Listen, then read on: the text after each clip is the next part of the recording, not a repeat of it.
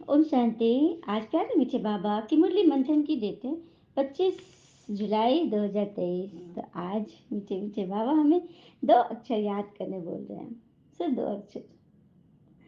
फिर बाबा ने बोला कि बैकुंठ रस का गायन तुम बच्चों के लिए ही क्यों है और कैसे, इसको समझेंगे। और फिर बाबा कहते हैं कि माया के तूफान गिराते हैं, लेकिन ईश्वर पिता क्या करते हैं और कौन सी बूटी देते हैं। हमारी मंजिल क्यों इतनी बड़ी है, हाँ, इससे हम पढ़कर क्या बनते हैं। हम ब्रह्मा कुमार कुमारी क्यों कहलाते हैं, किसके बच्चे हैं हम। हम्म? और ब्रह्मा से सबसे जास्ती वर्षा किसने लिया, इसीलिए उसका आगे क्यों गायन है। और हम बाबा के पास आए हैं क्या बनने के लिए। और ये नाटक किस चीज़ पर बना रहा है, किस चीज़ का नाटक है, क्या से क्या बनने का नाटक है। मनुष्य सृष्टि कहाँ रची जाती है, इसको बाबा ने आज क्लियर किया है। लौकिक पिता से वर्षा प्रॉपर्टी तो मिलती है, लेकिन यहाँ क्या मिलती है, यहाँ क्या मिलता है वो देखेंगे। फिर बाबा बोले आत्मा सबसे बड़ा रॉकेट है, किस संबंध में बाबा ने बोला, इसको क्लियर समझेंगे। फिर बाबा बोल रहे हैं कि मैं मुसाफिर, मैं हसीन मुसाफिर क्या बनाता हूँ सबको, क्यों आता हूँ, और खुशी का पारा किसको नहीं चढ़ता है, और विक्रम विनाश कैसे नहीं होते, आप क्या करते हो जो विक्रम विनाश नहीं होते, और क्या करना चाहिए, इसको बाबा ने क्लियर किया। बाबा कह रहे हैं कि मुझे तो सभी से प्यार है, किस किस से प्यार है ये बाबा बताएंगे। और सर्वोदय लीडर किनका नाम है, देवभान को भूलना है, और किस तरह से किस चीज़ की प्रैक्टिस करनी है। अशांति व हंगामों के बीच शांति गुण की अनुभूति करने वाले क्या बनते हैं और कैसे बनते हैं, क्यों बनते हैं, इसको हम वरदान उसके विस्तार में समझेंगे। और सभी चिंताओं को मिटाने वाले क्या बन जाते हैं। आइए हम सब बड़ी ध्यान से बाबा की मुरली सुनते हैं। हमने इंडेक्स सुन लिया कि आज इसके अंदर क्या क्या माल भरा पड़ा है। अब हम डायरी पेन लेकर बैठे, चाहे लौकिक स्थूल में वस्तु के रूप में या मन बुद्धि से सूक्ष्म में, ठीक है, तभी अंदर जाए। क्योंकि ज्ञान से सुनना सुनाना ही काफी नहीं, इसको धारण करना। बाबा ने जो क पढ़ाया है, क को पहले पकड़ लो, उसे निगल लो, उसका टेस्ट ले लो, उसके बाद आगे बढ़ो। तो हर दिन यदि कोई एक पॉइंट भी अपने जीवन में उतारेंगे तो 30 दिन में कितने पॉइंट हो जाएंगे। तो जितने जितने पॉइंट जमा करेंगे उतना उतना हम भगवान के लिए में ऊंचे उठेंगे और सत्य में अपना पोस्ट निर्धारित करेंगे। तो बाबा ने कहा मीठे बच्चे सिर्फ दो अक्षर याद करो, हम हैं सदगुरु पोत्रे। तो ब्रह्मा पिता द्वारा दादे का वर्षा लेते हैं। हम किसके पोत्रे हैं, सदगुरु के। और ब्रह्मा पिता द्वारा हमें दादे का वर्षा मिलता है। श्री बाबा देखो कई जगह ना दादा बड़े भैया को भी बोलते हैं। तो हम बाप दादा के पुत्र हैं। तो दो शब्द क्या याद करना है, बाबा और दादा। ये दो शब्द याद कर लिए ना तो फिर बारे न्यारे हो गए। और कहते हैं ना कि मन की भावना को संभालने वाला इंसान हमेशा जिंदगी की ऊंचाइयों में सबसे ऊपर होता है। और ये दो अक्षर याद कर ले, मेरे मन मना भव याद कर लिए तो बस उड़ गए सबसे ऊपर। प्रश्न है, चढ़े तो चाखे बैकुंठ रस, गिरे तो चकनाचूर। यह गायन तुम बच्चों से लगता है, दूसरों से नहीं। मैं तुम्हारे लिए यह गायन है, क्यों। उत्तर, क्योंकि तुम्हारे सामने जबरदस्त मंजिल है। तुम बाबा के पास परमधाम घर जाते हो, फिर नई दुनिया में आते हो। दूसरे किसी के लिए गायन नहीं हो सकता। पर उनमें भी कच्चे पक्के नंबरवार होते हैं, लेकिन उनके सामने मंजिल नहीं होती। वह बैकुंठ रस को जानते ही नहीं। स्वर्ग कैसे पहुंचना है पता ही नहीं, स्वर्ग क्या है कहाँ है पता ही नहीं। तुम बच्चे ही कहते हो अब हमें उन राहों पर चलना है जहाँ गिरना और संभलना है। तो समझा, सबसे ऊंची मंजिल है हमारी। हम बच्चे ही जानते हैं स्वर्ग तक कैसे पहुंचा जाता है। नई दुनिया में आते हैं, परम धाम जाते हैं, बाबा से मिलन बना के आते हैं। है ना बड़ी बात। गीत है, हमें उन राहों पर चलना है जहाँ गिरना और संभलना है। हम हैं वो दिए औरों के लिए जिन्हें तूफानों में जलना है। जब तक न लगन हो सीने में, बेकार है ऐसे जीने में।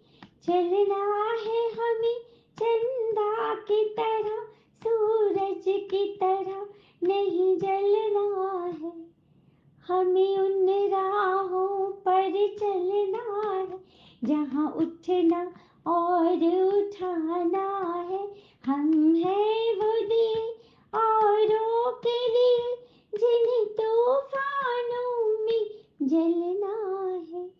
ओम शांति, ओम शांति। जब गीत बजता है तो बच्चे समझते हैं ना कि हमारे लिए इस गीत में भी ज्ञान है कि हम ही वो मनुष्य हैं जिन्हें गिरकर अभी संभले हैं, तो अब क्या करना है, उठना और उठाना है।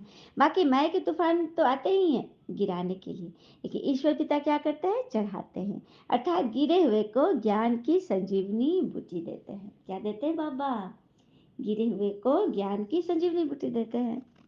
हाँ, फिर बाबा ने बोला कि शास्त्र आदि पढ़कर सन्यासी आदि तो शास्त्र आदि पढ़कर विद्वान भले बन जाते हैं, बाकी उनके पास राजाई आदि की कोई स्कोप नहीं है, ताज तख्त पाने का कोई मंजिल नहीं है।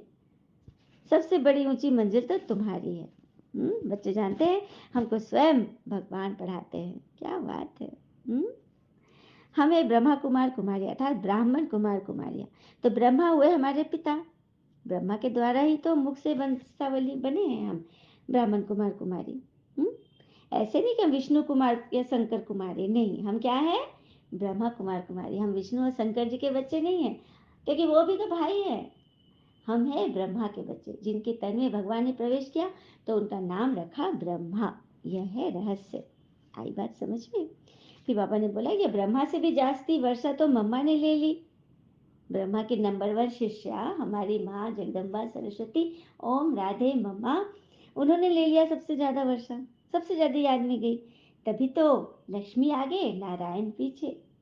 किसी भी देखिए जोड़ी के देवी देवता, गौरी पहले, शंकर पहले, राधा पहले, श्याम बाद में, क्योंकि माताएं कन्याएं ही नंबर आगे लेती है ना।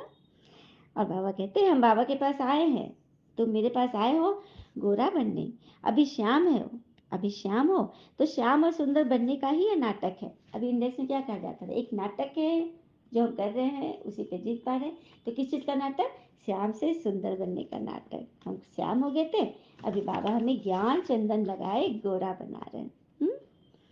फिर सूक्ष्म वतन में तो मनुष्य सृष्टि नहीं रची जाएगी, मनुष्य सृष्टि कहाँ रची जाएगी, इस कलयुग में ही, इस संगम पे ही भगवान आएंगे तो मनुष्य सृष्टि का बीज डालते हैं और यहीं पर रचेंगे। बाकी शंकर जी व विष्णु को प्रजापिता नहीं कहेंगे, ब्रह्मा को ही प्रजापिता कहते हैं।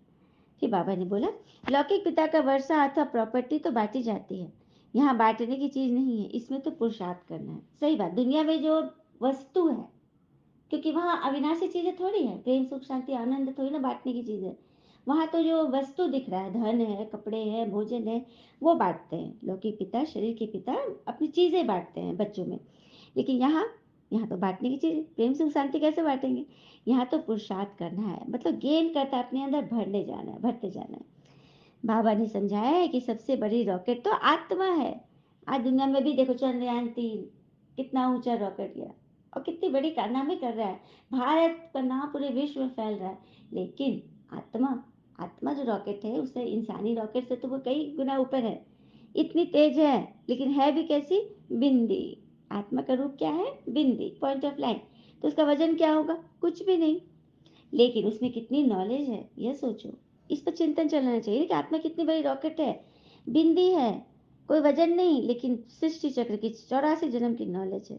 सेकंड में कहाँ से कहाँ उड़ जाती है। और बाबा को याद किया तो आत्मा ये उड़ी कि वो उड़ी। हाँ, जो सुरूर बुद्धि होंगे वही इस बात को समझकर समझा सकते हैं, सुरूर तीक्ष्ण बुद्धि जो होंगे वो वही इस बात को अच्छी रीति समझा सकते हैं। और फिर संगठन में लिंक पर जो सुरूर बुद्धि बच्चे हैं वो खट खट ऐसा जवाब देते हैं ना, जैसे कि सब कुछ उनके अंदर बैठ गया है ना। ऐसे बच्चों को बाबा बहुत शाबाशी देते हैं। फिर बाबा कहते हैं जब तक कोई सम्मुख न आए तब तक परमात्मा के नाम रूप आदि को समझ न सके। सम्मुख न आया था, जब तक ब्रह्मा कुमारी में न आए, यहाँ के कोर्स को न समझे, यहाँ के रहस्य को न जाने, यहाँ के लोगों से उसके अनुभव न सुने, तब तक परमात्मा से उनका कोई कनेक्शन हो ही नहीं सकता, उसके नाम रूप को पहचान ही नहीं सकेंगे। तो आना है ना सभी को। बाबा कहते मैं मुसाफिर कितनों को हसीन बनाता हूँ, क्योंकि बाबा ही तो है हसीन मुसाफिर। सबसे हसीन मुसाफिर कहते हैं ना। और अजनबी है ना, इस पर एक मीठा से गीत गाऊं। एक अजनबी हसीना से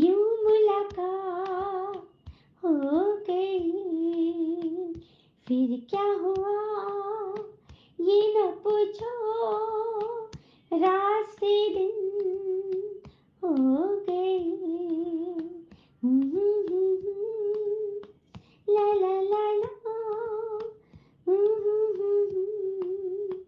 हो गए। वो अचानक आ गए, यूं नजर के सामने, देखा जो उनको तो हमारे होश उड़ गए।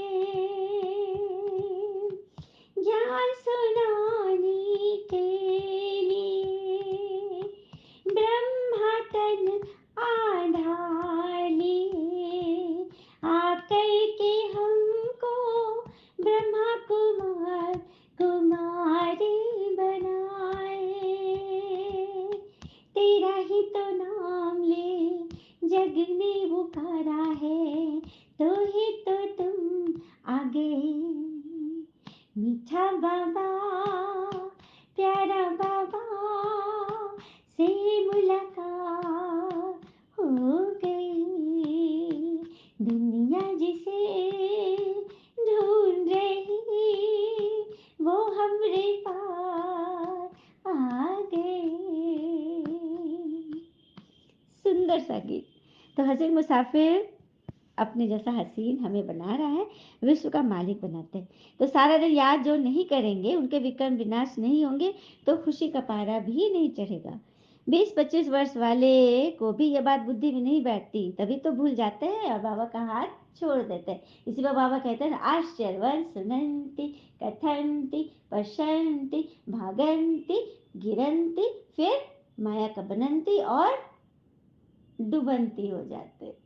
अब क्या करेंगे बाबा, क्या करेंगे, अपनी तकदीर को ही लकीर लगा देते हैं, पुरानी दुनिया में जाते हैं। तो ऐसा हम बच्चे तो नहीं करेंगे ना।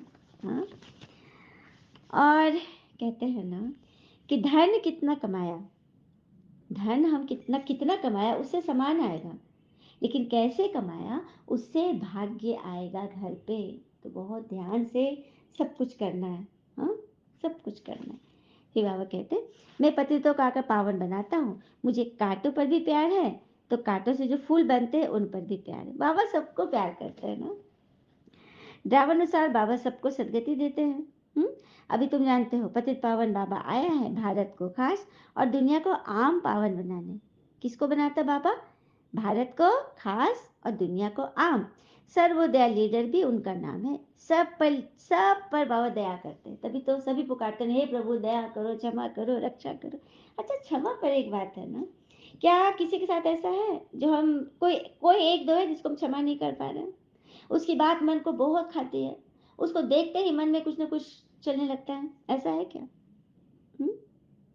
क्योंकि जब तक हम क्षमा नहीं करेंगे, हमारा हिसाब किताब खत्म इस जन्म में नहीं करेंगे, तो अगले जन्म में किसी न किसी रूप में वो व्यक्ति हमारे सामने आ जाएगा, हमारे सामने आएगा और हमारे साथ ऐसा गहरा हिसाब देगा ना कि हमको समझ में नहीं आएगा। ज्योतिष आदि डॉक्टर करते करते हम थक जाएंगे, लेकिन फिर भी समझ में नहीं आएगा कि ये क्यों हो रहा है। आइए एक प्रसंग सुनते हैं। एक बार की बात है, एक पति पत्नी में बहुत प्रेम था, बहुत अच्छे से रह रहे थे। कुछ दिनों के बाद पत्नी गर्भवती हुई। चलो 5 महीने तक तो ठीक चला, 4 महीने तक, लेकिन 5वें महीने जब गर्भ में आत्मा प्रवेश करती है ना, उस समय से फिर उसकी तबीयत बिगड़ने लगी। वो एकदम नेचर के अपोजिट हो गई, चिड़चिड़ करने लगी, किसी को भी देखकर एकदम गुस्सा करती थी और एकदम जैसे बोलती थी कि मैं मतलब मैं जी नहीं सकती हूँ, मैं मर जाऊंगी, मतलब खाली नेगेटिव, खाली नेगेटिव। पति ने घबरा गया, क्या हो गया मेरी पत्नी को? ओझा गुनी डॉक्टर कराते कराते, मंदिर मस्जिद ज्योतिष के पास जाते जाते वो थक चुका। अचानक एक बहुत बड़े पहुंचे महात्मा के पास पहुंचता है। तो महात्मा उसके पास हिस्ट्री में जाते हैं और धीरे धीरे उसका गर्व भी बढ़ता गया। हाँ, और 8वां महीना की थी, बहुत परेशान, बहुत परेशान। तो डॉक्टर उस माता ने बताया देख करके कि इनके गर्भ में जो आ रहा है ना, उसी के साथ इसका हिसाब है। तो समझ में नहीं आया, अरे गर्भ में जो आ रहा है, जब ये पैदा भी नहीं, उससे क्या हिसाब है? तो ये महात्मा ने बताया कि उस बच्चे, वही बच्चा आ रहा है अपना ऋण लेने, जिसके साथ इसने बहुत बुरा किया है पिछले जन्म, बहुत बुरा। और वो बच्चा आ रहा है ऋण लेने। तो बोला अब इसका क्या करूं? कुछ नहीं, कुछ नहीं करना है, बस उसको समझाया और माता को कि तुम अपने गर्भ पे हाथ रख के उस बच्चे से अंदर ही अंदर अभी से अपने पिछले किए के लिए क्षमा मांगो। तो पति तो मान ही नहीं, लेकिन पति ने बहुत समझाया कि नहीं प्लीज ऐसा करके देखो, क्योंकि भी परेशान थी, उसकी तबीयत खराब हो रही है। शांत रहती तो समझ में आता था, लेकिन वो हलचल में आ रही थी, क्योंकि जब बच्चा आया और बच्चा ने अपना हिसाब लेना शुरू कर दिया, समझे, घर के अंदर से हिसाब लेना शुरू कर दिया, क्योंकि क्योंकि किसी के साथ उसने बहुत बुरा किया था, बहुत ज्यादा बुरा। तो जैसे ही वो क्षमा मांगने लगी और जैसे जैसे संत ने बोला, अपना व्यवहार मीठा रखी, भोजन पानी ईश्वर को याद करने लगी, साकार देने लगी, तो धीरे धीरे उसका मन शांत हुआ और जो बच्चा पैदा लिया तो वो हिसाब वो चुकता कर चुकी थी। इतना ज्यादा उसने शुभावना रखी, क्षमा की, अपने पिछले किए के लिए भगवान से क्षमा मांगी, तो वो बच पाई। तो देखा, सामने वाले की आत्मा के साथ तो मैं हिसाब किताब जैसा भी हो टिट फॉर टैट हम करते हैं, वो बात नहीं करे, हम भी नहीं करेंगे। हाँ, लेकिन देखा गर्भ में भी कैसे किस तरह हम अंदर से भी कोई हमें कैसे अपना हिसाब ले लेती है, वो आत्मा ले रही है ना हिसाब। इसीलिए आज भी अगर क्षमा किसी से नहीं कर पा रहे हैं, किसी के साथ बातचीत बंद है, तो तुरंत खुद आगे बढ़कर इस चीज़ को फॉलो करें। और ये बाबा की श्रीमत है, आप ऐसा करोगे ना तो बाबा आपको शाबाशी देगा कि आपने किसके लिए किया, भगवान के लिए किया। बाबा तो कहते हैं तो मेरे लिए सहन करके तो दिखाओ, किसी को क्षमा करके तो दिखाओ, मैं तुम्हें शहंशाह ना बना दिया तो देखना। और सहनशीलता के अंदर शहर कीजिए अंदर में, लेकिन मजबूरी से नहीं, अंदर शीतलता बनी रहे, मतलब खुशी खुशी शांति से, तब होगी सहनशीलता का गुण आपने धारण किया है। अच्छा, मीठे बच्चों प्रति भगवान की नमस्ते, हम बच्चों की भी प्यारे बाबा को नमस्ते। धारणा के लिए मुख्य सार, पहले पॉइंट, देह भान को भूलने के लिए जीते जी इस शरीर से उपराम होना है। उपराम होना अर्थात कोई बातें जो आंखें से दिखाई दे रही है, चाहे अच्छाई है या बुराई है, उसमें नहीं फंसना। बार बार देह से न्यारा होने की प्रैक्टिस करिए। आत्मा स्वरूप में परमधाम में टिकने का अभ्यास करो, ड्रिल करो। सेकंड में परमधाम पहुंच गए, निराकारी दुनिया में, फिर आकारी दुनिया, सूक्ष्म बर्तन, फिर साकारी दुनिया, ऐसे करते 5 स्वरूप का अभ्यास कर ले। और एक बात 5 स्वरूप का बताऊं, 5 स्वरूप का अभ्यास जो हम लोग 5 तत्व इसका करते हैं, अनादि स्वरूप, आदि स्वरूप, पूज्य स्वरूप, ब्राह्मण स्वरूप, ये है बिगनर के लिए, जो नए नए बच्चे हैं उनके लिए। जो पुराने बच्चे हैं उनके लिए क्या करना है, 5 स्वरूप अपने मन का दर्शन करना है, कि मेरा मन हर समय अपने दैवी स्वरूप में है, मेरा मन हर समय अपने निराकारी स्वरूप में, मेरा मन अपने आदि स्वरूप में है, मेरा मन ब्राह्मण स्वरूप में ब्राह्मण प्रति सेवा कर रहा है, बाबा के ज्ञान में 100% चल रहा है, और मेरा मन फरिश्ता बनकर क्या हर समय सकाश दे रहा है, प्रकृति के तत्वों को सकाश दे रहा है, हर एक को क्षमा कर रहा है, हर एक से मीठा व्यवहार कर रहा है, मुख से हमेशा ज्ञान रतन निकल रहे हैं, हमारे हर बोल महावाक्य है। यह है ब्राह्मण पक्के बच्चों का स्वदर्शन। आया समझ में ये रहस्य।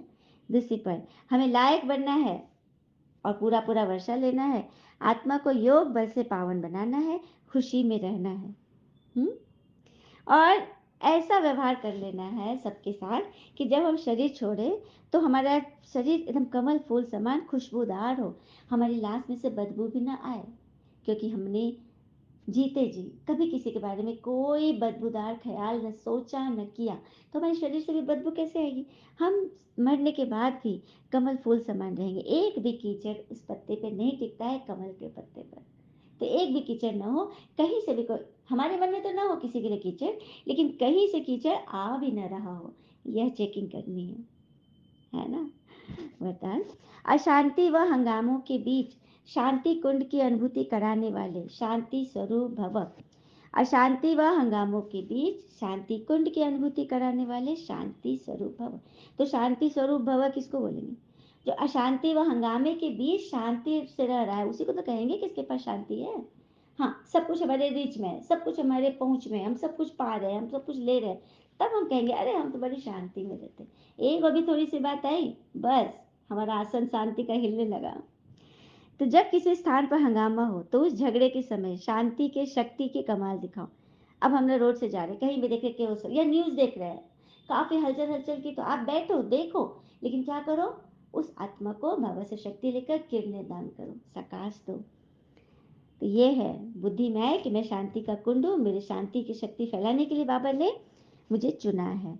उस समय वाचा की सेवा नहीं कर सकते, लेकिन मनसा से शांति कुंड की प्रतिष्ठा तो करा सकते हो। मतलब हंगामे के समय वाचा कोई नहीं सुनेगा, आपके वचन ज्ञान कोई नहीं सुनेगा, लेकिन शांति से, मन से शुभ भावना, शुभकामना और शांति का दान तो दे सकते हो, बाबा से उसके लिए प्रार्थना तो कर सकते हो। हाँ, तो सबको आपके वाइब्रेशन आने चाहिए। बस यहाँ से शांति मिलेगी तो ऐसा वायुमंडल बनाओ, अपने वाइब्रेशन, अपने घर जहाँ रहते हो, जिस कमरे में आप बैठते हो, तपस्या करते हो, आपका बाबा रूम एक शांति कुंड बन जाए। सबको लगे कि यहाँ पहुँचने से ही हमें शांति के वाइब्रेशन की अनुभूति हो रही है, ऐसा वायुमंडल बनाओ। स्लोगन, स्वयं की और सर की चिंताओं को मिटाना ही शुभ चिंतक बनना है। स्वयं को व सर की चिंताओं को मिटाना ही शुभ चिंतक। हम अपनी चिंता को मिटा दिए, हम तो बन गए, लेकिन हमें दूसरों से क्या मतलब? तो ये तो हो गया स्वार्थ। बाबा ने ज्ञान दिया है किसके लिए? आपकी शांति से मिटाने की शक्ति बाबा ने क्यों सिखाया? ताकि आप सबको बांटो, सबके अशांति को दूर करो। चिंताओं को मिटाना ही शुभ चिंतक बनना है। और सरकार पर है कि काले धन पर बाबा सरकार ने बज गिराया था, कुठाराघात किया था, काला धन बंद, 2000 के नोट बंद, 500 के नोट बंद, तो काला धन सबने जमा कर लिया था। लेकिन कभी किसी ने इस बात पे सोचा, अगर परमात्मा काले मन पर अटैक कर दे तो, काले मन की चेकिंग करने लगे तो कोई बचेगा? सबके पास काला मन है, काला धन न भी हो, लेकिन काला मन तो सबके पास। और एक बात और कहते हैं, अपनी खुशियों की चाबी किसी को न देना, क्योंकि अक्सर लोग दूसरों का सामान खो देते हैं। अच्छा, ओम शांति। शुक्र मुझे बाबा वो बाबा के प्यारे प्यारे बच्चे, आप सबका जीवन सदैव शुभ हो। ओम शांति।